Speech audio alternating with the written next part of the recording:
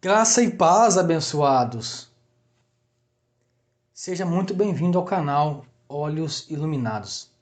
Irmãos, mais um vídeo e vamos dar contínuo a esse estudo, a estes textos onde muitos elaboram, criam uma figura de um anjo que se rebelou contra Deus nos céus e foi lançado à terra, e todas as catástrofes, tudo que tem de mal é citado neste nome: Satanás, Diabo, Lúcifer, e tudo é ele que ocasiona estes males que temos na terra. Certo? Então estamos dando contínuo aqui ao estudo e provando na palavra de Deus, observando os textos, observando o contexto, observando as palavras, os detalhes e provando na palavra que tudo isso foi um engano, irmãos. Nós fomos enganados muitos anos, mas a graça de Deus nos revelou algo impressionante e o nosso entendimento foi aberto. Então, estamos aqui mais uma vez, gravando mais um vídeo desta série sobre esse personagem em que a religião criou por muito tempo, mas graças a Deus, graças ao teu Espírito, hoje é revelada a verdade para nós, no entendimento. Amém, irmãos? Então eu quero que você abra comigo em Ezequiel, capítulo 28. É mais um texto onde se baseiam e criam esse personagem que faz tanta maldade aí na terra, como assim dizem o sistema religioso. Não estamos aqui para ir contra ninguém. Não discutimos fé. Nós observamos os textos, contexto, história, as palavras, os detalhes, o original. Estamos aqui para isso. Não para julgar, mas sim para ensinar e passar a verdade aos irmãos. Vamos lá, irmãos, sem perca de tempo. Ezequiel, capítulo 28. Irmãos, vai ter que ser versículo por versículo, para nós poder chegar a um conhecimento, a um entendimento real mesmo do que está se tratando aqui. É errado a gente pegar 3, 4 versículos no meio do capítulo e ligar com outros textos da Bíblia e formar uma doutrina e criar um personagem aí como o sistema criou. É errado fazer isso, irmãos. Vamos ler todo o capítulo, observar as palavras, tudo bem detalhado, para que a interpretação fiel da Bíblia, da palavra do Senhor, seja alcançada ao vosso entendimento. Amém? Vamos lá. Ezequiel, capítulo 28, a partir do verso 1. Diz assim, irmãos: Veio a mim esta palavra do Senhor, a Ezequiel: Filho do homem, diga ao governante de Tiro: Assim diz o soberano, o Senhor: No orgulho do seu coração você diz: Sou um Deus, e sento-me no trono de um Deus no coração dos mares. Mas você é um homem, e não um Deus, embora se considere tão sábio quanto Deus. Então a palavra do Senhor veio a Ezequiel com esse dito: Diga ao governante de Tiro que ele se assenta como um Deus em meio aos mares, quer dizer, em meio aos povos. Porque mares, irmãos, nós entendemos muito bem que na Bíblia, quando fala de mar, mares, demos a entender que são povos, nações. A gente vai entender e vamos provar isso um pouco mais à frente. Mas já começa a pegar aí os detalhes do texto. Então Deus começa a referir isso a esse rei, a esse governante. E o Senhor vai falar: mas você é um homem. Então o Senhor ele já dá no meio desse governante: você é um homem e não um Deus. Você recebe certa autoridade, que é eu que te dou, mas você é um homem. Embora se considere tão sábio quanto Deus, quer dizer, Deus está falando isso para Ezequiel dizer a este homem. Você se considera como Deus, mas você é um homem. Embora você seja sábio. Embora eu tenha te dado sabedoria. Embora você tenha um conhecimento. Não vou negar isso. O Senhor, tanto ele exorta esse governante, mas ele também praticamente exalta ali. Diz a ele, você é sábio, mas essa sabedoria foi eu quem te dei. Vamos continuar aqui o versículo. Você é mais sábio que Daniel? É uma pergunta. Estou lendo aqui a nova tradução, tá, irmãos? É a nova tradução Vida, é a Bíblia Vida. Você é mais sábio que Daniel? Não haverá segredo que seja oculto a você? Mediante a sua sabedoria e o seu entendimento, você granjeou riquezas e acumulou ouro e prata e seus tesouros. Você viu como é que está começando a falar sobre mercadorias, né, irmãos? Como que está tratando sobre mercadorias, sobre ouro, prata. Vai pegando os detalhes, irmãos. Com muita paciência você vai entender. Verso 5. Por sua grande habilidade comercial, você aumentou a sua riqueza. E por causa das suas riquezas, o seu coração ficou cada vez mais orgulhoso. Você viu que o camarada, o governante de Tiro ali, por causa das suas riquezas, dos seus comércios, ele começou a se sentir orgulhoso. Já saiu do padrão aonde Deus colocou ele. Aonde Deus colocou ele naquele lugarzinho ali, naquele momento, naquela simplicidade, vamos dizer assim, mas por causa das compras, das mercadorias, ele já começou a se sentir. Já começou a querer ser um Deus, querer ser exaltado. Estão entendendo? No verso 6 vai dizer assim: por isso assim diz o soberano, o Senhor, porque você pensa que é sábio, tão sábio quanto Deus. Trarei estrangeiros contra você das mais impiedosas nações. Eles empunharão as suas espadas contra a sua beleza e a sua sabedoria a transpassarão o seu resplendor fulgurante. Olha que interessante, irmãos. Pega o detalhe, irmãos.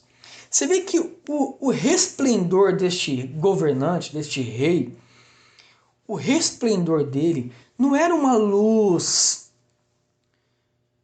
entende? Não era umas duas asas, não era a sua formosura em ser criado um anjo, a sua luz, a sua luminosidade, né? o seu poder de domínio sobre o exército de anjos. Não, irmãos. O seu resplendor era que ele tinha muitas mercadorias. Ele começou a comprar muitas mercadorias de várias nações, né? E começou a se exaltar por causa desse resplendor. Quando o camarada aí começa a ser poderoso, ele começa a se orgulhar, ele começa a se sentir. Então esse resplendor desse governante era isso.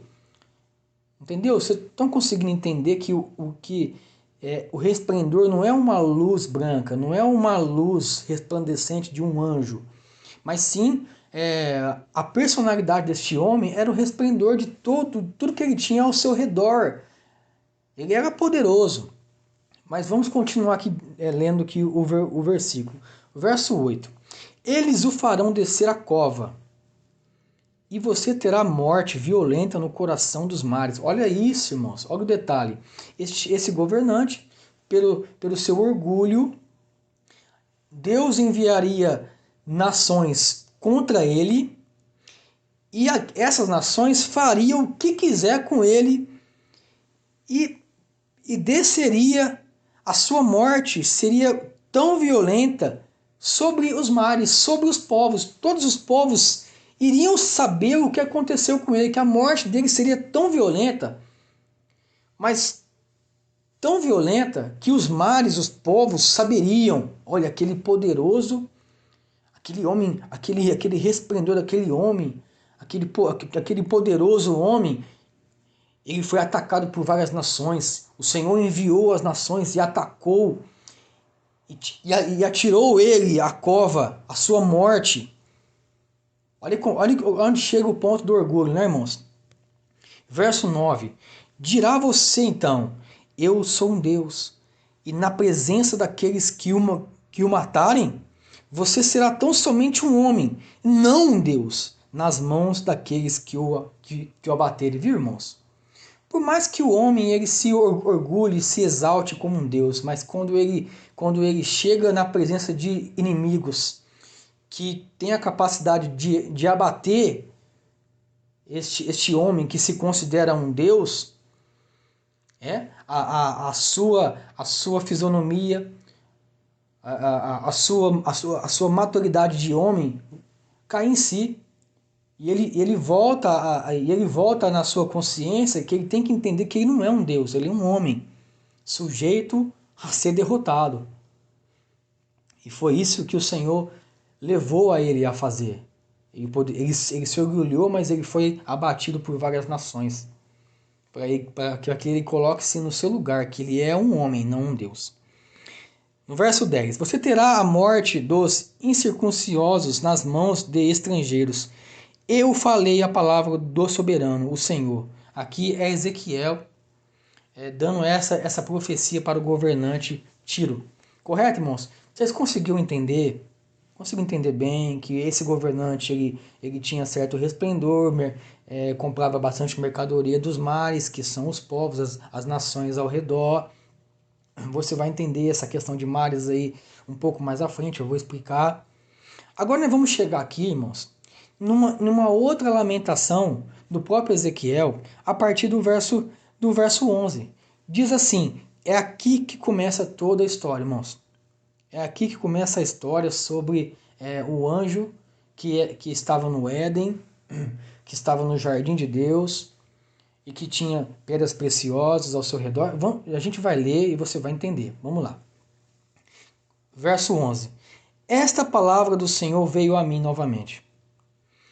Verso 12. Filho do homem, erga um lamento a respeito do rei de Tiro e diga-lhe: assim diz o soberano, o Senhor, você era modelo da perfeição, cheio de sabedoria e de perfeita beleza. Você vê como o Senhor começa a elogiar o governante no verso 1, né? Que em outra tradução aqui diz que ele era o príncipe de Tiro.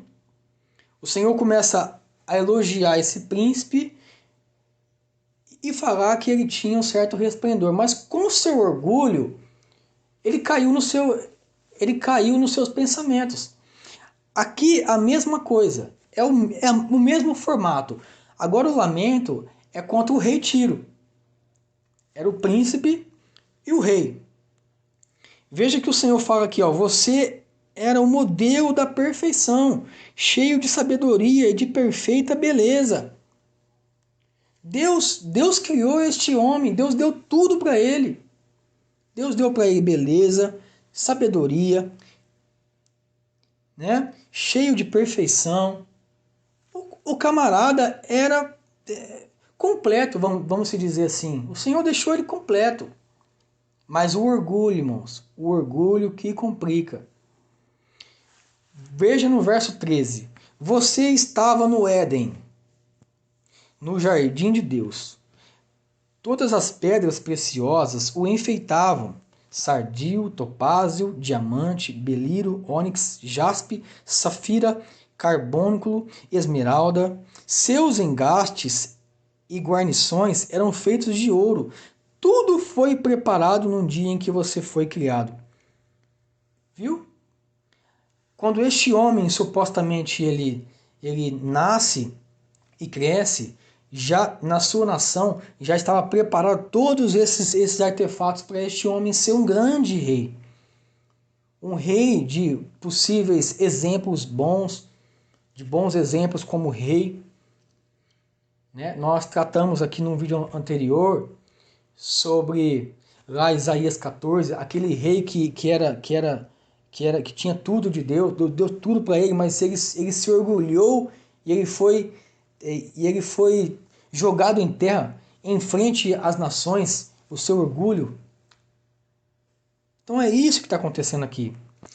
Verso 14: Você foi ungido como um querubim, guardião, pois para isso eu o designei. Você estava no monte santo de Deus e caminhava entre as pedras fumegantes.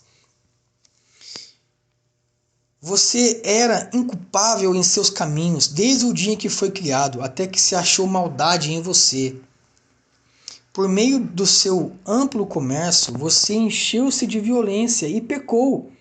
Por isso eu os lancei humilhado para longe do monte de Deus. E os expulsei, ó querubim guardião, do meio das pedras figurantes. Seu coração tornou-se orgulhoso por causa da sua beleza, e você corrompeu a sua sabedoria por causa do seu resplendor. Por isso eu o atirei à terra, fiz de você um espetáculo para os reis. É algo físico, meus irmãos. Agora, se nós for refletir aqui, e nós colocarmos aqui, meus irmãos, um anjo que estava no jardim do Éden.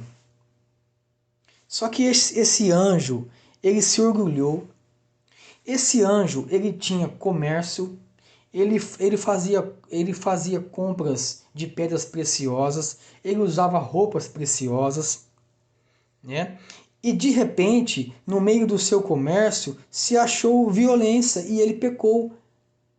Você acha que combina isso, irmão? Você acha que dá liga um anjo comprar pedras preciosas, usar roupas e vestidos preciosos, bonitos, com seu resplendor? Você acha que combina isso, irmãos? Não combina, né? Não dá liga. É por isso que a interpretação é equivocada aqui, irmãos. Por que a interpretação é equivocada? Por causa das palavras do verso 13. Estava no Éden, o jardim de Deus. É aqui que começa a interpretação equivocada dos irmãos. Infelizmente, não leiam o contexto. Não entenda que está falando sobre um rei, de um homem, que o seu resplendor era simplesmente o poder que Deus deu a ele. A beleza, a formosura, o poder de comércio, de comprar, de vender, de poder ter de fazer aquelas reuniões com várias nações e ter sucesso nas suas vendas, no seu comércio, de expandir a sua riqueza. Veja que está falando isso, irmãos. Olha o 17: o seu coração tornou-se orgulhoso por causa da sua beleza. O camarada se corrompeu. Tudo que Deus permitiu que ele tivesse, ele se corrompeu. O seu coração se corrompeu por causa do seu resplendor. Já entendemos que o resplendor é o caráter da pessoa. A elegância, a beleza, a sua riqueza. Tudo isso tornou-lhe ele orgulhoso. E o Senhor o atirou em terra também. E fez um espetáculo para os reis, irmãos. Coloca isso numa interpretação de um anjo que se orgulhou no seu coração, pecou, e o Senhor o atirou ele sobre os reis. Irmãos, não dá liga, não se encaixa. Sinceramente, me desculpe, mas não se encaixa. Você vê como está falando de rei, de um homem, novamente? De um rei, de um príncipe. Bom, se este homem aqui, este rei Tiro, ele é um anjo que caiu do céu e estava lá no Éden, quem que é o príncipe então? Se ele é um anjo, Lúcifer, vamos dizer assim, Satanás, diabo, quem que é o príncipe então? Quem é o príncipe? Se o assunto aqui do profeta Ezequiel é praticamente o mesmo, só diferencia que uma palavra foi referida ao príncipe e a outra foi ao rei. É o pai e o filho praticamente, meus irmãos. Então, se o pai é Lúcifer, vamos supostamente uma interpretação do sistema religioso, então o príncipe é quem então? Quem que é o príncipe? Quem é o anjo que é o príncipe? Qual o nome? Irmãos, é muito equivocado. Infelizmente, os irmãos não estão lendo o contexto, não estão entendendo. E foi igual eu falei no primeiro vídeo. Colocam os textos e vai encaixando aqui. Pega de Isaías, Ezequiel, Apocalipse, pega dos evangelhos e vai juntando e cria esse personagem, o diabo, Satanás e Lúcifer aí. Complicado, né, irmãos? Vamos entender aqui. Às vezes pode surgir uma pergunta. Irmão, então me explica essa palavra aí do Éden. O que é o Éden? O que é o jardim de Deus? Me explica aí, irmão, que eu queria entender, que é nesse texto aí que sai a interpretação, que o anjo Lúcifer estava lá no jardim do Éden. Me ensina. Você pode explicar para nós o que é o Éden? Eu vou te explicar. Ezequiel, no capítulo 27. Você vai entender. Vamos entender. Ezequiel 27. A partir do verso 3, eu vou ler no verso 3.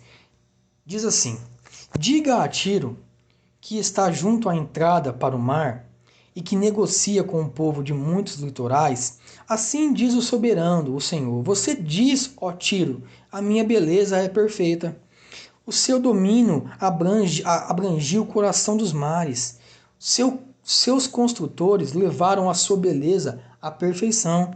Eles fizeram todo o seu madeiramento com pinheiro de Senir, apanharam um cedro de Líbano para fazer a você um maestro, um mastro, um líder, né? Vamos aqui ler o verso 9. Artesãos experientes de Gebal estavam a bordo como construtores de barco para calafetarem as suas juntas. Todos os navios do mar e seus marinheiros vinham para negociar com você as suas mercadorias. Você vê como está falando de mercadoria, irmãos? Entenda, vai entendendo. Todo o contexto aqui de Ezequiel 27 fala de mercadorias. Olha aqui, o verso 12, presta atenção. Tarsis faz negócio com você, tendo em vista os seus muitos bens. Eles deram prata, ferro, estando, chumbo, em troca de suas mercadorias. Javã, Tubal e Meseque negociaram com você, trocaram escravos e utensílios de bronze pelos seus bens. Os homens de Rhodes negociaram com você e muitas regiões costeiras se tornaram os seus clientes, pagaram suas compras a você com presas de marfim e com ébano. Arã negociou com você, Judá, Israel negociaram com você pelos seus bens, trocaram trigo de mimites, confeitos, mel, azeite, bálsamo. No verso 19, também Dan, Javã, Deusal compraram as suas mercadorias, trocando por ferro, piracácia, calamo. Você vê que tudo isso, irmãos, se referia a mercadorias. Então, se você for ler, se você for voltar aqui em Ezequiel 28, no verso 13, vai falar todo esse procedimento aqui de pedras preciosas. Isso eram mercadorias que este rei, que dizem que era um anjo, comprava, vendia, trocava com outras nações, com outros reis. Ele era um líder dos mares. Ele fazia negócio com os mares. Entende, irmãos? Então vamos aqui um pouco mais para frente, em Ezequiel 27, vamos voltar aqui para poder entender essa palavra, o Éden. Agora aqui, irmãos, no 23, Ezequiel 27, verso 23, aqui está a sua resposta se você me perguntou isso. Harã, e Cane, e Éden, e os mercadores de Sebá, Assur, Quilmade fizeram comércio com você. Então o que você pode entender, irmãos? Éden era uma cidade. Éden era um país. Em Éden tinha pessoas que faziam negócios com o rei Tiro, com o príncipe Tiro. Éden era uma cidade, simplesmente. Éden não era o jardim do Éden. Entendeu?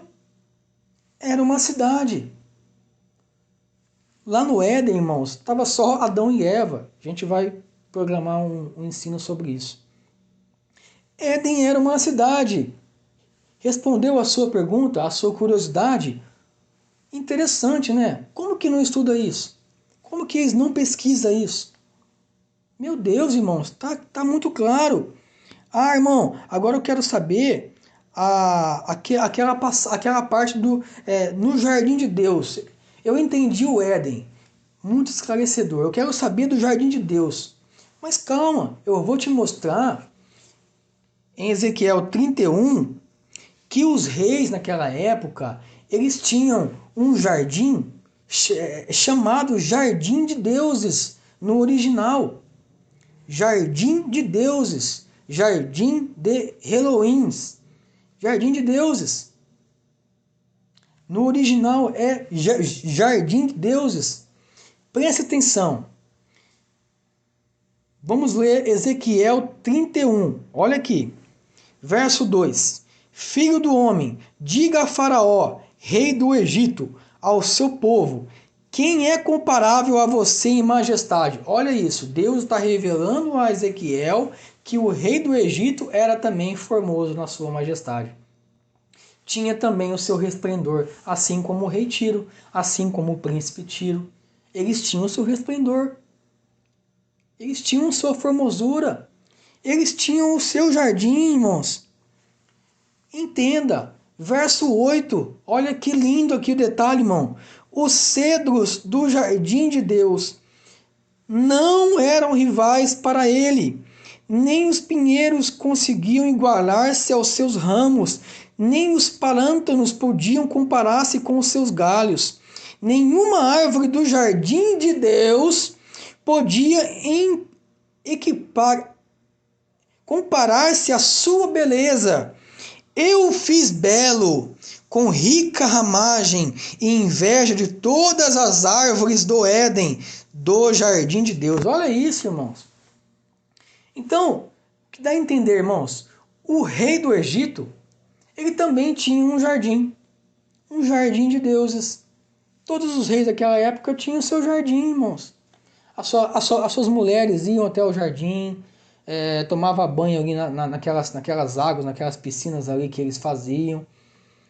Tinha o seu tempo ali no jardim com as flores, cultivava alimento.